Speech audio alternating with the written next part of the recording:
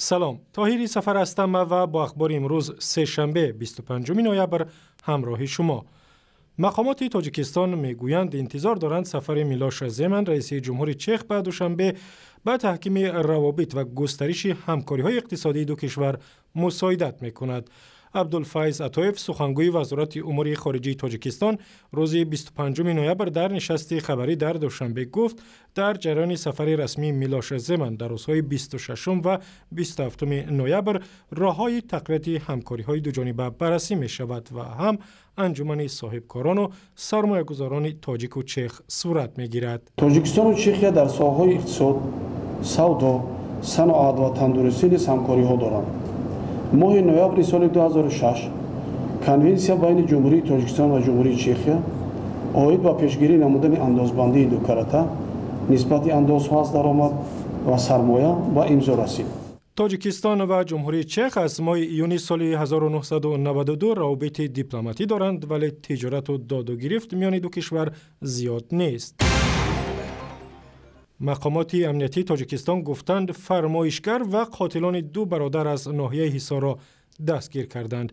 کمیته امنیت ملی روز 24 نوامبر با نشر گزارش در تلویزیون دولتی تاجیکستان گفت عبدالعزیز عثمانوف ساکن 53 ساله ناحیه حصار بعد معامله بی‌نتیجه 100 کیلو هروئین با برادران فرهاد و رجبعلی کریموف دو نفر را کیرا کرده و هر دو برادر را کشته است.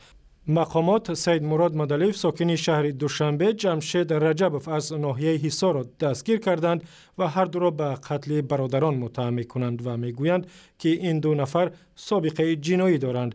جسد فرهاد و رجبعلی کریموف ساکنان ناحیه حصار را روز 18 نوامبر در جماعت اسنبای ناحیه رودکی پیدا کردند. رضا گل یک ساکن ولایت فرای افغانستان در رفع حمله طالبان به یک پاسگاه امنیتی به افسران پلیس افغان کمک کرده است. جنگجویان طالب هفته گذشته با حمله به پاسگاه امنیتی در ولایت فرا پسر رضا گل را کشتند و او با گرفتن نارنجک و اتوماتیک کلاشنیکوف به دست به دیگر ماموران پلیس کمک کرده است تا 25 طالب را نابود کنند.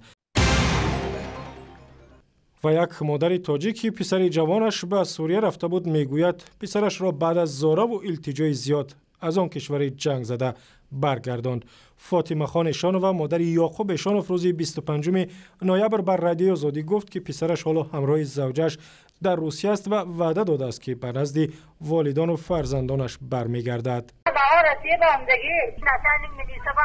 تلفنشون رو دادیم و یا که دیم قبل از 3 سال کار کنم شونه برم دوستان اولش منیسی 6 عدل بام تلفن کردم من مسئول باندگی پدر و مادر من ایسا دقت نکنتم گفته بود سانه با این نشانی سر بام تلفن کردم گفته نه باید منیسی نشانی با اینا گراندن که پسرتان تلفن کردم همین خیلی آمده است. یعقوب اشانوف ساکن دهه چارقشلاق ناحیه اصفهان نیمه‌های سال روان از روسیه به ترکیه و سپس به سوریه رفته است ولی به گفته والدانش در جنگ‌های آن کشور شرکت نداشت. به گفته مقامات تاجیکستان از روستای چارقشلاق 20 نفر به سوریه رفتند و 2 نفرشان در آن جنگ‌ها کشته شدند. و اخباری از این هم بیشتر با گزارش‌های دیگر در وبسایت رادیو آزادی، در صفحه‌های ما در فیسبوک، توییتر و یوتیوب و هم صمیمه مخصوص رادیو آزادی برای تلفن‌های همراه.